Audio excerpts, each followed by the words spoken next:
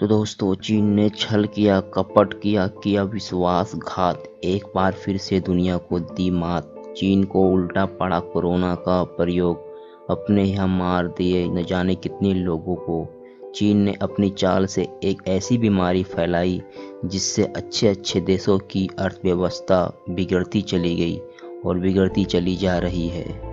पहली बात दोस्तों, भारत एक ऐसा देश है दुनिया में जहां कोई भी वायरस जल्दी से फैल नहीं सकता, क्योंकि सूर्य का प्रकाश इतना तीखा और इतना तेज है कि सैकड़ों किस्म के वायरस ऐसे ही मर जाते हैं। यूरोप में यह समस्या है कि वह बहुत तेजी से वायरस फैलते हैं, क्योंकि साल के 9 महीने सूर्य का प्रकाश नहीं होता।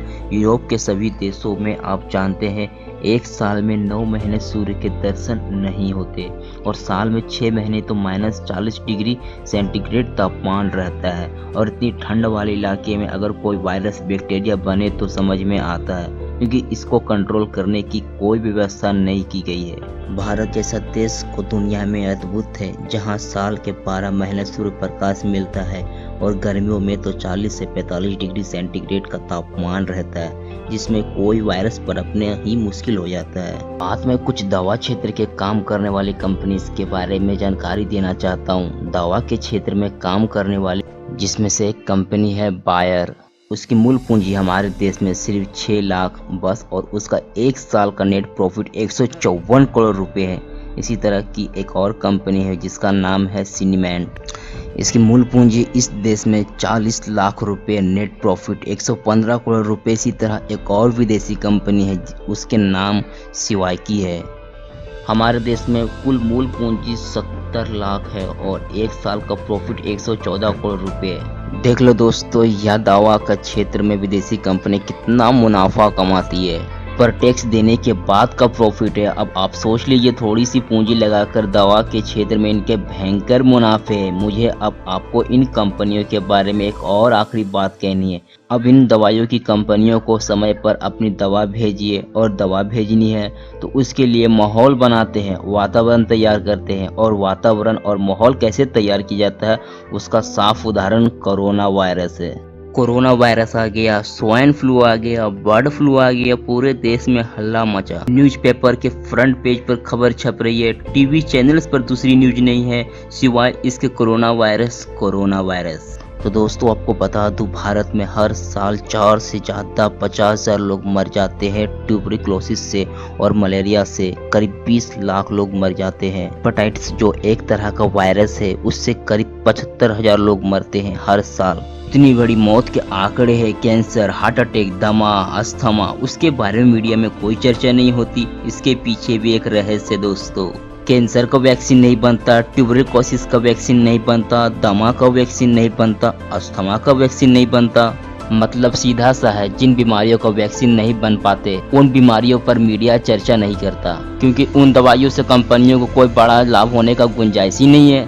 इन सब बीमारियों के वैक्सीन बन सकते हैं, वैक्सीन बनकर बाजार में बिक भी सकते हैं, और इसमें विदेशी कंपनियों को मुनाफा बहुत बड़ा भयंकर है। इसलिए ये खबरें मीडिया में बहुत तरीके से पेश की जाती है, प्रिंट मीडिया में छपवाई जाती है। हमने पहले बताया था, कोरोना वायरस आने से पहले हल भी चीनियों के पास था। अब हम आपको एक और नया किस्सा बताते हैं अमेरिकन के बारे में। अमेरिका ने भी एक ऐसा वायरस बनाया था और इसका टीका भी बनाया।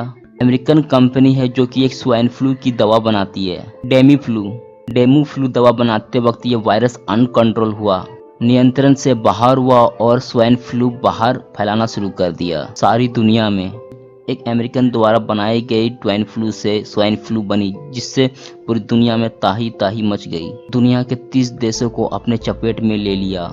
अब 30 देश है जो कि डेमू फ्लू के ग्राहक हो गए। अब वो सब लोग जिनको स्वाइन फ्लू होने की संभावना है या हो गया है, डॉक्टर उनको एक ही दवा लिख रहा है, स्वाइन फ्लू खाओ। ऐसे में डर का और आतंक का माहौल फैला दिया गया। उस आतंक और डर के माहौल के बस 2 ही उद्देश्य है। पहला उद्देश्य ये है कि डेमू फ्लू की दवा को ज्यादा से ज्यादा बेचना। पिछले कई सालों से ये दवा बनाकर कंपनी ने स्टॉक पे बनाकर रखी हुई है, जिसे अब खाली करना है। ये दवा तभी खाली होगा जब इस दवा का कोई आतंक हो, डर हो, वायरस फैले। डर और आतंक के चलते और इस वायरस के चलते आदमी मजबूर हो जाता है इलाज करने को, और दवा खाने के लिए, और महंगे से महंगे इलाज करने के लिए। तो ये स्वाइन फ्लू का वायरस एक तरह का प्रोपेगेंडा था उस समय के लिए। वैसे जो आज हम झेल रहे कोरोना वायरस के साथ, मुझे तो ये कहना है ये कोरोना वायरस नहीं, ये एक मीडिया वायरस है जो कि मीडिया ने पैदा कर दिया। मैं एक और जानकारी आपको देने वाला हूँ, लेकिन ये वीडियो काफ़ी लंबी हो चुकी है, इसका मैं जल्द ही सेकेंड पार्ट लाने वाला हूँ। तो अभी तक आपने हमारे इस चैनल को सब्सक्राइब नहीं किया है तो सब्सक्राइब कर लो और नीचे अपने कमेंट्स में अपना राय सुझाव जरूर देना। बाकी मिलते हैं नेक्स्ट वीडियो के साथ, तब तक के लिए जय हिंद जय भारत।